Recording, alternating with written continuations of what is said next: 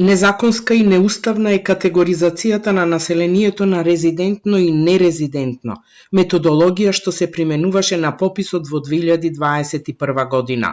Уставниот суд ја прифати иницијативата поведена од пратеникот од опозицијскиот Европски фронт Скендер Реџепи и ја укина ваквата одлука, со која директорот на Државниот завод за статистика ги пречекорил своите надлежности.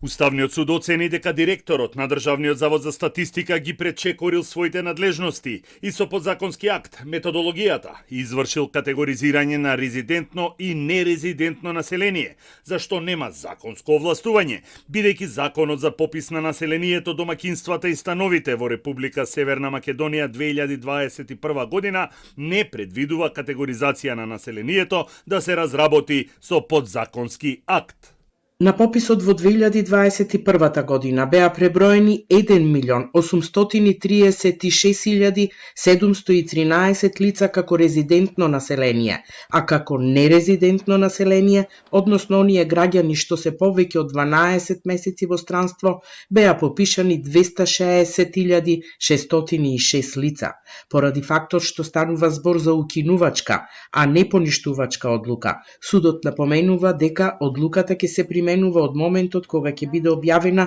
во службен весник за подзаконските акти кои ќе се носат во иднина, но нема да важи ретроактивно за веќе спроведениот попис од 2021 година.